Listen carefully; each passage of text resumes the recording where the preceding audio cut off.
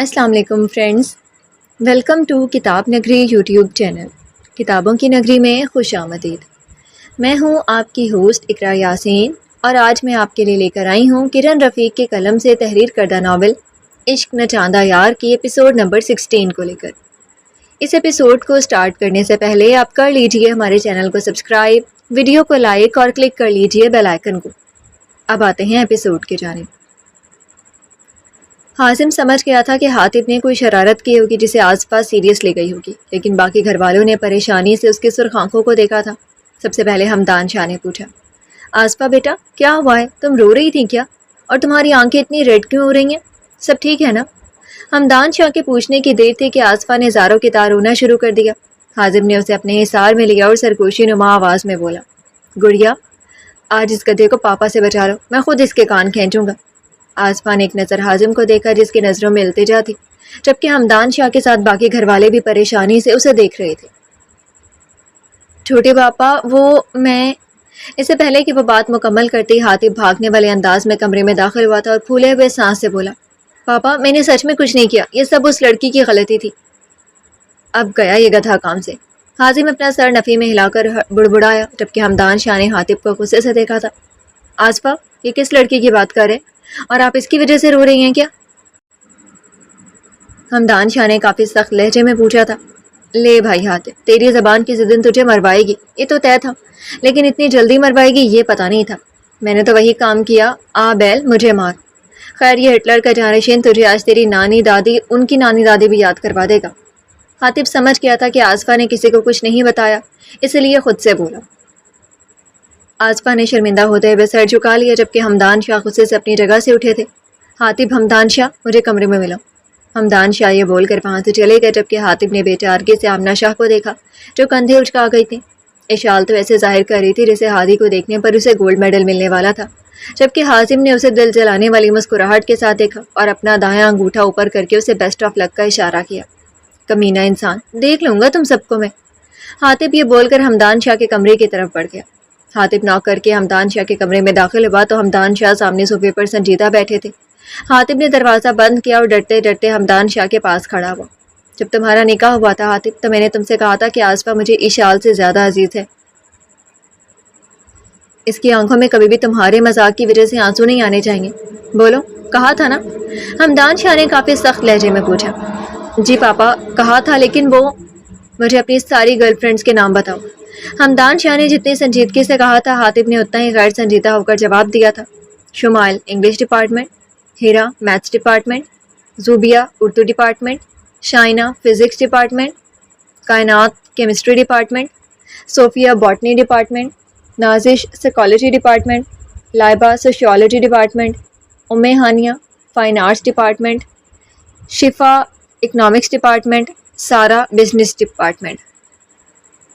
حاطب انگلیوں پر گنتے ہوئے ڈرامائی انداز میں بول رہا تھا، جب ہمدان شاہ کے صبر کا پیمانہ لبریز ہوا اور انہوں نے سوچے سمجھے بغیر لکڑی کی ایک سٹک نکالی اور حاطب سے بولے، یقیناً آج کے بعد تم سب کے نام تو کیا خیال سے بھی دور رہو گے۔ ہمدان شاہ نے یہ بول کر حاطب کی سٹک سے پٹائی شروع کر دی تھی۔ پاپا میرے باپ کی توبہ جو میں آئندہ کسی لڑکی کو دیکھوں، بس کر دیں پلیز۔ حاطب نے ان سے پٹتے ہوئے دعائی تھی، جبکہ ہمدان شاہ نے مارتے وقت یہ واقعی نہیں دیکھا تھا کہ اسے سٹک کہاں کہاں لگ رہے گے۔ ہمدان شاہ نے تسلی کر کے اسے مارا اور پھر پیچھے ہٹ کر بولے، آسفا کو تمہارا ایجنٹ نمبر کیسے ملا؟ حاطب جس کے جسم پر چھڑی کے نشان واضح ہو رہے تھے سمجھ گیا تھا کہ یہ سزا اسی لیے تھی کہ آسفا کو وہ نمبر پتہ چل گیا تھا۔ ڈیڈ آئی سویئر میں نہیں جانتا، حاطب نے بے چارگی سے کہا۔ حاطب ہمدان شاہ تم اپنا دماغ فضول کاموں میں لگانے کی بجائے اگر اپنی نظر آس پاس رکھو گے تو شاید جان جاؤ گے، لیکن نہیں، اگر حاطب شاہ رسپانسبل ہو گیا تو اس کی عزت میں کمی آ جائے گی۔ ڈیڈ اب آپ غلط بیانی کر رہے ہیں۔ حاطب مجھے یہ بتاؤ مشن کمپلیٹ کب تک ہوگا؟ ہمدان شاہ نے اس کی آہو پکار کو نظر انداز کر کے پوچھا۔ 1 ماہ چاہیے مجھے اس ملک جعفر کو اس کے انجام تک پہنچانے کے لیے۔ صرف 1 ماہ اور اس کے بعد اگر تم نے مزید وقت مانگا تو میرا یقین مانو میں تمہیں پاک فوج کا یونیفارم پہننے کے قابل نہیں چھوڑوں گا۔ ہمدان شاہ کی آنکھوں میں تنبیہ تھی جسے حاطب دیکھ کر بولا، انشاءاللہ ڈیڈ اس 1 ماہ کے بعد آپ کو آپ کے بیٹے پر فخر ہوگا، اور رہی وردی کی بات تو مجھے یقین ہے میری موت بھی اسے مجھ سے جدا نہیں کر سکتی۔ حاطب کے لہجے کی مضبوطی ہمدان شاہ کو مطمئن کر گئی تھی، کیونکہ وہ جانتے تھے کہ حاطب جو کہتا ہے وہ کر گزرتا ہے۔ انشاءاللہ اب جاؤ اور 2 گھنٹے شارٹس پہن کر پول میں کھڑے ہو جاؤ، حمدان شاہ نے کہا تو حاطب نے معصومیت طاری کرتے ہوئے پوچھا، ڈیڈ اب یہ سزا کس لیے؟ آصفہ کی آنکھوں میں آنسو لانے کے لیے۔ Now go otherwise I will increase your time limit. Hamdan Shah کے کہنے کی دیر تھی کہ حاطب انہیں گھورتے ہوئے باہر نکلا۔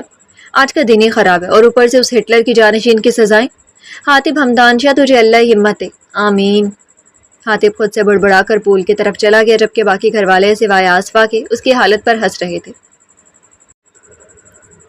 2 گھنٹے پول کے ٹھنڈ میں کھڑے رہنے کے بعد وہ کمرے میں آیا تھا اور پھر فریش ہوتے ہی سو گیا، جبکہ حازم اس کے بازوؤں پر سٹک کے نشان دیکھ کر افسوس کرنے لگا، یا اللہ اس بے عقل کو ہدایت دے، آمین۔ حازم اسے دیکھ کر مسکرایا اور دل میں دعا کرنے لگا، لیکن وہ نہیں جانتا تھا کہ زندگی اسے کس امتحان میں ڈالنے والی ہے۔ ماضی، لوکیشن کراچی۔ رات 8 بجے کا وقت تھا اور ابتہاج حسب معمول روڈ پر بیٹھا تھا۔ آج اسے خلاف معمول کم پیسے ہوئے تھے، اس لیے ابھی تک وہ قبرستان میں نہیں گیا تھا۔ ابھی وہ اٹھا ہی تھا کہ ایک تیز رفتار گاڑی اس کے قریب آ رکی اور اسے کچھ بھی سمجھنے کا موقع دیے بغیر کسی نے اسے گاڑی میں کھینچا۔ وہ چیخا تھا لیکن گاڑی میں سے کسی شخص نے اس کے منہ پر ہاتھ رکھ دیا تھا۔ خوف کے مارے اس کی آنکھیں باہر آ گئی تھی۔ گاڑی میں 4 لوگ تھے جو شاید نہیں یقیناً نشے میں تھے۔ شراب کی بدبو ابتہاج کی گاڑی میں سے آ رہی تھی، ابتہاج کو گاڑی میں سے آ رہی تھی اور وہ ایک لمحے میں ان سب کی نیت پہچان گیا تھا۔ پلیز لیو می۔ جیسے ہی اس شخص نے اپنا ہاتھ ہٹایا ابتہاج روتے ہوئے بولا، دیکھو کتنا مست مال ہے یہ، آج رات واقعی کوٹھے پر جانے کی ضرورت نہیں ہے۔ ان میں سے ایک شخص خباثت سے بولا جبکہ باقی سب نے کہا لگایا، او گاڈ پلیز آج مجھے موت آ جائے، میں ان کے غلط کاموں میں ان کا ساتھ نہیں دے سکتا۔ ابتہاج نے ان کے چہرے کو دیکھ کر دل میں خدا سے دعا کی، پلیز انکل مجھے دیں، میں نے کیا بگاڑا ہے آپ کا؟ سالے نہ تو رات کو وہاں آتا اور نہ ہماری نیت خراب ہوتی، اب تو بس ہمارا ساتھ دے۔ ایک شخص نے غمگینی سے کہا، نہیں میں نہیں۔ ابتہاج خود میں سمٹتے ہوئے ڈر کر بولا جبکہ آنسو مسلسل نکل رہے تھے، شانی ایک نشے کا انجیکشن تو دے ذرا۔ ایک شخص نے فرنٹ سیٹ پر بیٹھے دوسرے شخص سے کہا تو اس نے وقت ضائع کیے بغیر اسے انجیکشن دیا۔ نہیں پلیز نہیں، مجھے جانے دو۔ لیکن ابتہاج کی آہو پکار ضائع گئی اور اس نے بے رحمی سے اسے انجیکشن گردن میں لگا دیا۔ پھر گاڑی ایک سنسان سڑک پر رکی اور بربریت کا وہ کھیل کھیلا گیا جس سے انسانیت بھی کانپ اٹھی تھی۔ اسے ایک ٹیشو پیپر کی طرح استعمال کر کے ان لوگوں نے سحری کے وقت ایک سنسان روڈ پر پھینک دیا تھا۔ وہ آنکھیں کھولنے کی کوشش کر رہا تھا لیکن ناکام ہو رہا تھا، تو مطلب آج اللہ نے اس کی سن لی تھی۔ اسے واقعی موت آنے والی تھی یا پھر زندگی اسے کسی اور امتحان کے لیے تیار کرنے والی تھی؟ اس کا دماغ سن کو رہا تھا جب ایک گاڑی اس کے قریب رکی۔ ایک شخص بھاگتا ہوا اس کے قریب آیا لیکن وہ ہوش و خرد سے بیگانہ ہو چکا تھا اور شاید زندگی سے بھی۔ 10 دن بعد اس نے ایک ہاسپٹل میں آہستہ سے آنکھیں کھولی تھی۔ اس کا دماغ سن تھا لیکن جیسے ہی اس کی نظر ڈاکٹر اور نرسز پر پڑی اس نے چیخنا شروع کر دیا، کیوں بچایا مجھے؟ مجھے مرنا ہے، مجھے نہیں زندہ رہنا۔ تم لوگ وحشی ہو، مجھے تم لوگوں کی دنیا میں نہیں رہنا۔ I hate you did. آپ اگر مجھے نہیں سنبھال سکتے تھے تو کیوں بلایا مجھے یہاں؟ I hate you. اس دنیا میں سب سے زیادہ نفرت کرتا ہوں میں آپ سے۔ وہ چیخ رہا تھا جبکہ ڈاکٹر نے اسے بمشکل کنٹرول کر کے نیند کا انجیکشن دیا تھا۔ سسٹر اس نمبر پر کال کرے اور انہیں بتا دے کہ ان کے پیشنٹ کو ہوش آ گیا ہے۔ ڈاکٹر نے ایک نمبر نرس کی طرف بڑھاتے ہوئے کہا۔ نرس اپنا سر اس بات میں ہلا کر وہاں سے چلی گئی جبکہ ڈاکٹر نے نم آنکھوں سے اسے دیکھا تھا۔ اس ملک کا مستقبل کیسے تباہ نہیں ہوگا جس ملک میں ہر روز 10 سے 12 بچے زیادتی کا شکار ہو رہے ہیں، ڈاکٹر نے سوچا اور پھر ابتہاج کو وہیں چھوڑ کر وہ چلا گیا۔ حال، لوکیشن لاہور۔ حاطب کو سوئے ہوئے 3 گھنٹے ہو گئے تھے جب اسے اپنے بازوؤں پر کسی کی انگلیوں کا لمس محسوس ہوا۔ اسے ایسا لگ رہا تھا جسے کوئی اس کے زخموں پر مرہم لگا رہا ہو۔ اس کے چہرے پر ایک مسکراہٹ دوڑ گئی تھی، اس لمس کو وہ بنا آنکھیں کھولے پہچان گیا تھا۔ پاگل، حازم نے دل میں سوچا، لیکن جیسے ہی اسے آصفہ کے سوسوں کی آواز آئی اس نے ایک جھٹکے سے آنکھیں کھولی تھی۔ آصفہ نے سرخ آنکھوں کے ساتھ اس کے زخموں پر کریم لگا رہی تھی جبکہ آنسو مسلسل نکل رہے تھے۔ آزی یار خدا کا واسطہ ہے رونا بند کر دو ورنہ تمہارے سسر جی تمہارے مجاز خدا کو اب کی بار الٹا لٹکا دیں گے اور پھر تم سب کے سامنے وہ چترول کریں گے کہ مجھے تم سب سے آنکھیں ملانے میں بھی شرم محسوس ہوگی۔ حاطب نے مصنوعی خفگی سے کہا جبکہ آصفہ روتے ہوئے اس کے سینے سے لگے، آپ بہت برے ہیں حاطب، آپ ایسے کام ہی کیوں کرتے ہیں جیسے چھوٹے بابا آپ کو سزا دیتے ہیں؟ آپ مت کیا کریں نا ایسے کام، مجھے تکلیف ہوتی ہے آپ کے زخم دیکھ کر اور یہ سوچ کر کہ یہ میری وجہ سے ہیں۔ آزی میری جان سب سے پہلے چپ کرو، ایک تو تم لڑکیوں کے پاس آنسو بہانے کے علاوہ کوئی کام ہی نہیں ہوتا اور اگر ہم لڑکے ان آنسوؤں کے سیلاب میں بہہ جائے تو پھر ہماری شامت آ جاتی ہے۔ حاطب کی زبانی بات پر آصفہ کے دل کی دھڑکن ایک لمحے میں تیز ہوئی تھی، اس کا چہرہ ایک پل میں گلنار ہوا تھا۔ وہ اس کے اثار سے نکلنا چاہتی تھی لیکن حاطب نے یہ کوشش ناکام بنا دی۔ ہاں اب فرار ناممکن ہے میری جان۔ حاتب نے اس کے کان میں سرگوشی کی۔ حاتب لیز چھوڑے مجھے۔ آصفہ اس کی قربت پر گھبرا کر بولی۔ حاتب کی جان پہلے وعدہ کرو کہ اپنی ان خوبصورت آنکھوں میں میری وجہ سے آنسو نہیں آنے دو گی۔ اس کی قربت پر آصفہ کی آواز مانو حلق میں کہیں دب کر رہ گئی تھی۔ عجیب پرومس میں یار۔ حاتب نے اپنا چہرہ اس کے چہرے کے نزدیک کر کے نرمی سے کہا تو آصفہ نے اپنا سر اس بات میں ہلایا اور مدھم سی آواز میں بولی، وعدہ نہیں روں گی۔ حاتب اس کے چہرے کو دیکھ کر بے خود ہوا تھا اور اپنا حق استعمال کرتے ہوئے اس کی آنکھوں میں باری باری اپنے لب رکھے تھے۔ آصفہ اس کی شرٹ کو مضبوطی سے پکڑ لیا تھا۔ اس کی سانسیں معمول سے تیز ہو گئی تھی۔ اس سے پہلے حاتب مزید بے خود ہوتا، اشال بنا نوک کیے کمرے میں داخل ہوئی اور یہ عادت ہر بار کی طرح اس بار بھی اسے شرمندہ کر گئی تھی، جبکہ دوسری طرف آصفہ جلدی سے حاتب کے حصار سے نکلی تھی۔ ہمیشہ غلط ٹائم پر انٹری دیتی ہو۔ حاتب اشال کو مصنوعی گھور کر بولا۔ اشال جو پہلے شرمندہ ہوئی تھی اب آصفہ کی اڑی ہوئی رنگت دیکھ کر شرارت سے بولی، وہ میں کھانے کے لیے بلانے آئی تھی لیکن مجھے کیا معلوم تھا کہ یہاں تو… آصفہ نے اسے گھورنے کی ناکام کوشش کی اور کمرے سے نکلتی چلی گئی، جبکہ اشال نے اب حاتب کو گھورا تھا۔ مجھے شاہ کو آپ کی حرکتوں کے بارے میں بتا دینا چاہیے۔ شوق سے بتاؤ، اور مجھے یقین ہے کہ اس کا فیصلہ رخصتی کا ہی ہوگا۔ حاتب نے ناک سے مکھی اڑائی۔ بھائی آپ ایک نمبر کے ڈھیٹ انسان ہے، اشال دان پیس کر بولی۔ بالکل تمہارے مجاز خدا کی طرح ہے نا؟ حاتب نے اسے چڑھایا تو حسب عادت وہ چڑ گئی۔ بھائی شاہ آپ کی طرح بالکل بھی نہیں ہے، وہ بہت ہی اچھے ہیں اور آپ سے زیادہ ہوشیار ہیں۔ اب چپ کر کے کھانے کے لیے آئیں ورنہ پاپا بول رہے ہیں اگلی بار وہ خود آپ کو بلانے آئیں گے۔ ہوشیار تو واقعی بہت ہے، اس لیے تو اب ایک عدد بچے کا باپ بھی ہے اور ایک میں ہوں، اس سے بڑا ہوں، لیکن مجال ہے جو کسی کو میری شادی کا خیال ہو۔ چل بھائی حاتب ورنہ تیرا کورٹ مارشل تیرا باپ کر کے دم لے گا۔ حاتب بڑبڑایا تھا جبکہ اشال اسے ناسمجھی سے دیکھ رہی تھی۔ آ رہا ہوں جاؤ، حاتب نے مصنوعی روب سے کہا تو اشال اسے جواب میں گھور کر وہاں سے چلی گئی۔ ذرا جو کسی کو میری چوٹ کا احساس ہو۔ حاتب بیڈ سے اٹھتے ہوئے بولا، یا اللہ ان سب گھر والوں کے دلوں میں میری شادی کی بات ڈال دے، آمین۔ حاتب دعا کرتے ہوئے باہر کی جانب چلا گیا۔ ماضی۔ ابتہاج کی چیخیں اب خاموشی میں بدل گئی تھی۔ وہ ڈاکٹرز کی بات کا جواب بھی کم ہی دیتا تھا، زیادہ تر تو سر ہلا کر جواب دے دیتا تھا۔ ڈاکٹرز اور نرسز بھی اسے اجازت لے کر اسے چیک کرتے تھے اور دوائی کھلاتے تھے۔ ابتہاج کی طرح صرف 4 ماہ میں زندگی ایسے بدلی تھی کہ وہ کبھی کبھی سوچ کر رہ جاتا تھا کہ کیوں ہوا یہ سب۔ آج بھی وہ ہاسپٹل میں آنکھیں موند کر لیٹا تھا جب اسے اپنے کمرے میں کسی کی موجودگی کا احساس ہوا۔ اس نے ڈر کر آنکھیں کھولی تھی۔ جیسے اس کی نظر سامنے اٹھی وہ ڈر کر بیڈ سے اٹھنے والا تھا، لیکن مقابل شخص کی آواز نے اسے ایسا کرنے سے روک دیا۔ ریلیکس بیٹا، میں آپ کے پاس نہیں آ رہا، آپ بیڈ سے نہیں اترو۔ ابتہاج نے غور سے اس شخص کو دیکھا تو اس کی آنکھوں میں شناسائی کی ایک جھلک ابھری تھی۔ یہ وہی شخص تھا جس نے اسے پراٹھے کھلائے تھے۔ بیٹا نام کیا ہے آپ کا؟ اس شخص نے کمرے میں موجود صوفے پر بیٹھتے ہوئے نرمی سے پوچھا۔ ابتہاج خان۔ اس کی آواز کی لڑکھڑاہٹ نے اس کا ڈر مقابل شخص پر ظاہر کر دیا تھا۔ ماں باپ کہاں ہیں آپ کے، اور آپ کہاں رہتے ہو؟ میرا کوئی نہیں ہے اور میں قبرستان میں رہتا ہوں۔ بولتے بولتے اس کی آواز بھرا گئی تھی جبکہ مقابل شخص نے اس کی بات پر لب بھینچے تھے۔ ٹھیک ہے پھر میں آپ کو ایدھی سینٹر چھوڑ دیتا ہوں، وہاں آپ بہت خوش رہو گے اور مطمئن بھی۔ وہ شخص کچھ سوچ کر بولا، نہیں میں کہیں نہیں جاؤں گا۔ ابتہاج کے ڈر کو وہ شخص بھانپ گیا تھا۔ مجھے پہچانتے ہو؟ اس شخص نے ابتہاج سے پوچھا۔ احسان کرنے والوں کے چہرے زندگی بھر یاد رہتے ہیں سر۔ انسان ظلم کرنے والوں کو بھول سکتا ہے لیکن احسان کرنے والے کو نہیں، کیونکہ یہ وہ چہرے ہوتے ہیں جو آپ کو انسانیت کا مطلب سکھاتے ہیں، اور آپ میرے محسن ہیں۔ میں آپ کو آخری سانس تک یاد رکھوں گا، لیکن پھر بھی میں آپ کی بات ماننے سے قاصر ہوں۔ ابتہاج کی بات پر اس شخص کے چہرے پر ایک مسکراہٹ آئی تھی۔ تم واقعی بہت سمجھدار ہو۔ خیر میرے ساتھ چلو گے نا؟ میں آپ کو جانتا تک نہیں، اور رہی جانے کے بعد تو آپ مجھے دوبارہ قبرستان ہی چھوڑ دیں کیونکہ میں زندہ لوگوں میں رہنے کے قابل نہیں ہوں۔ خان تم بہت ضدی ہو، تم میرے ساتھ چل رہے ہو کیونکہ تم میرے بیٹے ہو، اور رہی جانے کے بعد تو میرا نام حمدان اکبر شاہ ہے اور میں ایک… شکل سے تو بزنس مین لگ رہے ہیں۔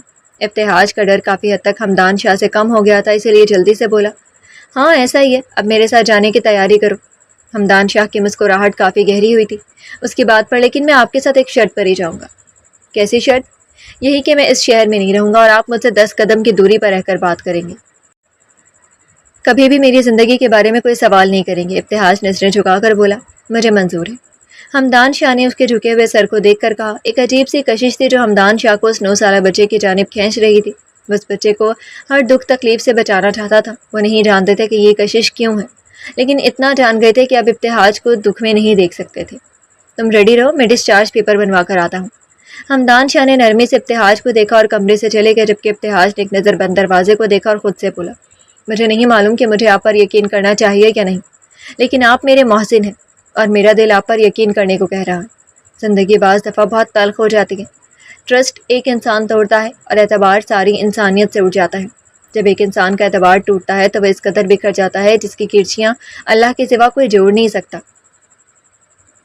حمدان شاہ اپنے وعدے کے مطابق ابتہاج کو اسلام آباد کے اپنے ایک فلیٹ میں لے گئے تھے، اور جب بات کرنی ہوتی تھی تو 10 قدموں کے فاصلے پر رہ کر کرتے تھے، جس سے یہ نتیجہ نکلا کہ ابتہاج ان سے بات کرتے ہوئے ہچکچاتا نہیں تھا۔ حمدان شاہ کے کافی سمجھانے پر اس نے پرائیویٹ پڑھنا شروع کر دیا، کیونکہ لوگوں سے اسے وحشت ہوتی تھی۔ حمدان شاہ چونکہ اپنی ڈیوٹی پر ہوتے تھے، اس لیے انہوں نے ابتہاج کی 50 سالہ گورننس کا انتظام کر رہا تھا، جو ابتہاج کا ہر طرح سے خیال رکھتی تھی، لیکن ابتہاج میں اعتماد 0% رہ چکا تھا، اس لیے وہ اس گورننس سے اٹیچ نہیں ہو سکا۔ اگر وہ گورننس کچھ پوچھ لیتی تو وہ ہاں میں جواب دے دیتا۔ گورننس نے ہی اسے اسلام کے بارے میں بتایا اور اسے نماز سکھائی تھی، اور اسے بتایا تھا کہ اللہ کو اپنے اندر ڈھونڈو، وہ تمہارے دل میں رہتا ہے، جب بھی تمہیں مدد کی ضرورت ہو اس سے مانگو۔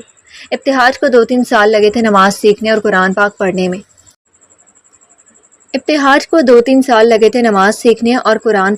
میں۔ پھر تو جیسے وہ بس اپنا ہر دکھ اللہ سے شیئر کرتا تھا، کسی سے کچھ نہیں کہتا تھا۔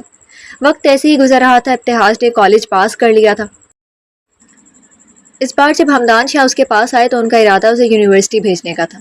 خالدہ اماں، گورننس ابتہاج کہاں ہے؟ حمدان شاہ نے کھانے کی میز پر بیٹھتے ہوئے پوچھا۔ بیٹا وہ اپنے کمرے میں ہے۔ کیوں، کیا ہوا؟ آپ سے ناراض ہے، خالدہ نے مسکرا کر جواب دیا۔ حمدان شاہ مسکرائے اور بولے، مجھ سے ناراض، لیکن کیوں؟ آپ اسے یونیورسٹی بھیجنے کا سوچ رہے ہیں اس لیے؟ حمدان شاہ جانتے تھے، اس لیے بولے۔ خالدہ اماں آپ کھانا نکالیں، میں اسے دیکھتا ہوں۔ حمدان شاہ نے دروازہ نوک کیا تو اندر سے ابتہاج کی آواز آئی، کمنگ۔ حمدان شاہ کمرے میں داخل ہوئے تو دیکھا کہ وہ کوئی اسلامی کتاب پڑھ رہا تھا۔ وہ حمدان شاہ کو دیکھ کر ان کے احترام میں اپنی جگہ کھڑا ہو گیا اور بولا، السلام علیکم سر، کیسے ہیں آپ؟ وعلیکم السلام، الحمدللہ میں بالکل ٹھیک ہوں، تم سناؤ؟ میں بھی بالکل ٹھیک ہوں۔ وہ نظریں جھکائے بولا، تو پھر بھوک ہڑتال کیوں کی ہوئی ہے بھائی؟ نہیں، وہ مجھے بھوک نہیں ہے۔ اچھا، اور یہ بھوک یقیناً یونیورسٹی جانے والی بات پر اڑی ہوئی ہے؟ حمدان شاہ نے سنجیدگی سے کہا۔ جواب میں ابتہاج خاموش رہا۔ دیکھو ابتہاج، یہ بات پہلے سے طے ہوئی تھی کہ تم جب کالج پاس کر لو گے تو یونیورسٹی میں داخلہ ضرور لوگے۔ میں جانتا ہوں تم لوگوں سے ڈرتے ہو، لیکن تم جب تک اس ڈر کو خود پر حاوی رکھو گے، یہ ڈر تمہیں اتنا ہی دبائے گا۔ اس ڈر کو تمہیں خود ہی ختم کرنا ہوگا، ورنہ یہ ڈر تمہیں ختم کر دے گا۔ تمہیں لوگوں کو فیس کرنا ہوگا۔ ڈاکٹرز نے تمہارا علاج کرتے وقت مجھ سے کہا تھا کہ تمہیں میں لوگوں سے تب تک دور رکھوں جب تک تم مکمل ٹھیک نہیں ہو جاتے، اور الحمدللہ تم کافی سال پہلے ہی ٹھیک ہو چکے تھے۔ اب اگر تم تھوڑی سی بھی میری عزت کرتے ہو تو کل تک مجھے یہ فارم فل کر کے دو گے۔ حمدان شاہ نے نرمی سے اسے سمجھایا اور آخر میں اسے جذباتی بلیک میل کیا۔ ابتہاج نے نم آنکھوں سے حمدان شاہ کو دیکھا تھا۔ کاش میں آپ کا سگا بیٹا ہوتا، ابتہاج نے حمدان کو دیکھ کر سوچا، اور پھر ان کے ہاتھوں سے وہ فارم لے لیا جس کا مطلب تھا کہ وہ کر دے گا فل۔ حمدان شاہ مسکرائے اور بولے، چلو اب کھانا کھاتے ہیں، آپ چلیں، میں 2 منٹ میں آتا ہوں۔ ابتہاج نے کہا تو حمدان شاہ اپنا سر اس بات میں ہلا کر وہاں سے چلے گئے، جبکہ ابتہاج کی آنکھوں سے آنسو نکل آئے۔ آپ کے اتنے احسانوں کا بدلہ میں کیسے چکاؤں گا سر؟ آپ نے تو مجھے بے مول خرید لیا ہے۔ ابتہاج نے دل میں سوچا اور ایک نظر فارم کو دیکھ کر بمشکل مسکرایا۔ شاید ایک اور امتحان، وہ خود سے بولا، اور پھر فارم وہیں ٹیبل پر رکھ کر خود باہر کی جانب بڑھ گیا۔ 1 سال ہو گیا تھا اسے وہاں پڑھتے ہوئے، لیکن وہ کسی سے بات نہیں کرتا تھا، ذرا سی آہٹ پر ڈر جاتا تھا۔ بہت سے لڑکوں نے اسے تنگ کیا تھا، کچھ لڑکیوں نے تو جان بوجھ کر اسے اپنے بوائے فرینڈ سے پٹوایا تھا کیونکہ وہ دوست نہیں بنانا چاہتا تھا، اور لڑکیاں اسے نامرد کہنے لگی تھی۔ کوئی دن ایسا نہیں تھا جس دن اسے کوئی تنگ نہ کرتا ہو، اور کوئی رات اس کی سسکیوں کے بغیر نہیں گزرتی تھی۔ اس نے بہت دفعہ دل میں ارادہ کیا کہ اب یونیورسٹی نہیں جائے گا، لیکن وہ ہر صبح کو امید لے کر اٹھتا تھا کہ شاید آج اس کی شخصیت کو نہ روندا جائے، شاید آج ہی کوئی معجزہ ہو جائے اور وہ کسی کے مذاق کا نشانہ نہ بنے، لیکن اس کا شاید ہی رہتا تھا۔ اسے 1 سال میں وہ عادی ہوتا جا رہا تھا لوگوں کے رویوں کا۔ پھر ایک دن اچانک حمدان شاہ نے اس کا تبادلہ لاہور یونیورسٹی کروا دیا، کیونکہ وہ اس کی شخصیت میں موجود ڈر نکالنا چاہتے تھے جو مزید پنجے گاڑ گیا تھا، اور یہ چیز انہیں اس کی ایک رات سسکیاں سن کر معلوم ہوئی تھی۔ حاطب کے کہنے پر انہوں نے اسے ہاسٹل بھیج دیا۔ ہاسٹل میں اس کے روم میں ایک اور لڑکا تھا جو ڈرگز ایڈکٹڈ لگ رہا تھا۔ پہلے تو وہ رات کو صرف ابتہاج کو طنز کرتا تھا، گالیاں نکالتا تھا، لیکن آہستہ آہستہ اس نے اسے مارنا شروع کر دیا اور اسے ٹھنڈے فرش پر سونے پر مجبور کر دیتا۔ ابتہاج بنا چون چرا کیے ویسے ہی کرتا۔ وہ ایک نارمل زندگی جینا چاہتا تھا، لیکن زندگی نے اسے وہ سبق سکھائے تھے جسے وہ چاہ کر بھی بھول نہیں سکا تھا۔ 2 ہفتے بعد وہ لڑکا ابتہاج کے روم سے شفٹ ہو گیا تھا۔ پھر ایک دن جب حازم اس کے کمرے میں داخل ہوا تو وہ ابتہاج جلدی سے زمین پر لیٹ گیا، مبادا کہیں وہی لڑکا نہ ہو، اگر وہ ہوا تو وہ مارنا شروع کر دے گا۔ لیکن حازم نے جب اس پر سختی کر کے اسے بیڈ پر سونے کا کہا تو وہ حیران ہوا تھا۔ پہلے تو منع کرتا رہا، لیکن پھر اس کا ڈر اس کے آگے آ گیا اور وہ حازم سے ڈر کر بیڈ پر سو گیا۔ اسے حازم اچھا لگا تھا، لیکن وہ اعتبار نہیں کر سکتا تھا۔ وہ صبح نماز میں اللہ کا روز رو کر شکر ادا کر رہا تھا۔ جب حازم نے بغور اسے دیکھا، وہ جانتا تھا کہ حازم اسے دیکھ رہا ہے، لیکن وہ اپنے آپ کو اللہ کی عبادت میں ہی مصروف رکھنا چاہتا تھا۔ تقریباً 1 مہینے بعد وہ کلاس میں پہنچا تھا اور جب ساری کلاس نے اس کا مذاق اڑایا تھا تب اس نے حاطب کو دیکھا تھا، جو سنجیدگی سے اسے ہی دیکھ رہا تھا۔ اسے شوق لگا تھا کہ یہ لڑکا کیوں اس پر ہنس نہیں رہا۔ وہ کلاس لے کر نکل رہا تھا جب کچھ لڑکوں نے اسے گھیر لیا تھا اور اسے بھی بھیک مانگنے پر مجبور کر رہے تھے۔ وہ رو دیا تھا ان کے سامنے، لیکن وہ الٹا اس کا مذاق اڑا رہے تھے۔ حازم نے وہاں بھی ان لڑکوں سے ابتہاج کو بچایا تھا، اور جب حازم نے اسے ڈانٹا تھا تو اسے لگا تھا کہ کوئی ہے جسے اس کی فکر ہے۔ اسے سوری بول کر وہاں سے چلا گیا۔ پھر حازم اور حاطب کی کوششوں سے وہ کافی حد تک بدل گیا تھا۔ دونوں نے نہ صرف اسے فزیکلی مضبوط کیا تھا بلکہ مینٹلی بھی وہ کافی حد تک اسٹرانگ ہو گیا تھا، جس کا نتیجہ یہ نکلا کہ وہ بلا جھجک ان سے بات کرنے لگا تھا، لیکن اپنے ماضی کے بارے میں نہیں بتا سکتا تھا۔ پارٹی والے دن جب واپسی پر اسے حازم کہیں نظر نہ آیا تو وہ پیدل ہی اسے ڈھونڈنے نکل پڑا، لیکن کچھ لڑکے اسے اپنے ساتھ زبردستی جنگل والی سائڈ پر گھسیٹ کر لے گئے۔ وہ بہت چلایا تھا، رویا تھا، اللہ سے مدد مانگی تھی، کیونکہ پھر سے وہ وہی تکلیف، وہی درندگی برداشت نہیں کر سکتا تھا۔ وہاں حازم نے اسے بچایا تھا تو وہ اپنا آپ یقیناً کھوتے ہوئے رو دیا تھا۔ وہ چاہتا تھا حازم اس سے کچھ نہ پوچھے، کیونکہ وہ پھر سے اپنے زخم ہرے نہیں کرنا چاہتا تھا۔ حازم نے اس کا اعتبار قائم رکھا تھا اور اسے اس کے حال پر چھوڑ دیا تھا۔ پھر حازم کے ایکسیڈنٹ والے دن جب اس نے علی شاہ کو دیکھا تھا، اس کے دل میں نفرت کی آگ پھر سے بھڑک اٹھی تھی۔ اس نے اپنے باپ کو تصویروں میں دیکھا تھا، لیکن وہ تصویریں اتنی دفعہ دیکھی تھیں کہ وہ پہلی نظر میں علی شاہ کو پہچان گیا تھا۔ اس کا ماضی ایک بار پھر اس کے سامنے آ گیا تھا، لیکن اس بار وہ علی شاہ سے بدلہ لینا چاہتا تھا، اپنی محرومیوں کا۔ لیکن حازم اور حاطب کی دوستی اس کے آگے آ گئی اور اس نے اپنا معاملہ خدا پر چھوڑ دیا۔ حال لوکیشن کراچی۔ بلال، میں حازم سے ملنا چاہتا ہوں، بہت صبر کر لیا میں نے، اب مجھے اسے دیکھنا ہے۔ اکبر شاہ کو آج حازم کی یاد بہت آ رہی تھی۔ بلال شاہ نے پریشانی سے اکبر شاہ کو دیکھا، کیونکہ اکبر شاہ کو حازم کے ایکسیڈنٹ کا پتہ نہیں تھا۔ لیکن بابا سائیں، آپ کی طبیعت؟ کل کی ٹکٹس کرواؤ، مجھے اپنے بچوں سے ملنا ہے، اکبر شاہ نے باروب لہجے میں کہا تو بلال شاہ نے لب بھینچ لیے۔ جی بہتر، بلال شاہ یہ بول کر وہاں سے چلے گئے، جبکہ اکبر شاہ نے ریوالونگ چیئر پر بیٹھ کر آنکھیں موند لی تھی۔ لوکیشن لاہور۔ ہادی کے رونے کی آواز کب سے حازم کو سنائی دے رہی تھی۔ وہ اپنے کمرے میں تھا، اس نے اشال کو آواز بھی دی تھی تاکہ پوچھ سکے اس نے کہ ہادی کو کیا ہوا ہے، لیکن کوئی جواب نہیں ملا۔ حازم نے سب کو آواز دی، لیکن کسی نے کوئی جواب نہیں دیا۔ حازم نے اٹھنے کی کوشش کی، لیکن بیکار، درد کی ایک لہر اسے کمر میں محسوس ہوئی تھی۔ وہ پھر سے لیٹ گیا تھا، اپنا موبائل ڈھونڈا تو وہ بھی کمرے میں موجود صوفے پر پڑا ہوا تھا۔ حازم نے ایک بار پھر اٹھنے کی کوشش کی اور لب بھینچ کر اپنے درد کو برداشت کیا۔ وہ مسلسل اپنی ٹانگوں کو حرکت دے رہا تھا۔ آخرکار 10 منٹ بعد وہ اپنی کوششوں میں کامیاب ہو گیا تھا۔ وہ بیڈ گراؤنڈ کے سہارے اٹھا تھا، تکلیف کی شدت سے اس کی آنکھیں سرخ ہو گئی تھیں، جبکہ اپنے نچلے لب کو اس نے ضبط کرتے ہوئے کاٹ دیا تھا۔ یا اللہ، مجھے ہمت دے، حازم بمشکل بولا تھا۔ جیسے ہی اس نے ایک قدم اٹھایا تھا، ایک لمحے سے پہلے زمین بوس ہوا تھا۔ ایک تکلیف بھری چیخ نکلی تھی اس کی زبان سے، نہ چاہتے ہوئے بھی آنسو اس کی آنکھوں سے نکلے تھے۔ اس نے اٹھنے کی کوشش کی، لیکن بے سود۔ اچانک تبھی اشال اندر آئی۔ شاہ آپ! اشال کی تو زبان ہی گنگ ہو گئی تھی اس کی حالت دیکھ کر۔ وہ جلدی سے آگے بڑھی اور حازم کو اٹھانے لگی تھی، لیکن حازم نے بری طرح اس کا ہاتھ جھٹک دیا۔ اشال لڑکھڑائی تھی۔ شاہ! حازم نے ایک نظر اسے دیکھا، پھر اپنی تکلیف کو نظر انداز کرتے ہوئے وہ مشکل بیڈ کے سہارے اٹھا تھا اور بیڈ پر بیٹھا تھا۔ شاہ! اشال اس کا نام لیتے ہوئے آگے بڑھی، لیکن حازم نے اسے وہیں روک دیا۔ رک جاؤ، وہیں، تمہاری جھوٹی ہمدردی کی ضرورت نہیں ہے، مجھے جاؤ یہاں سے۔ حازم پوری قوت سے چیخا تھا، جبکہ اشال نے شاک نظروں سے اسے دیکھا تھا۔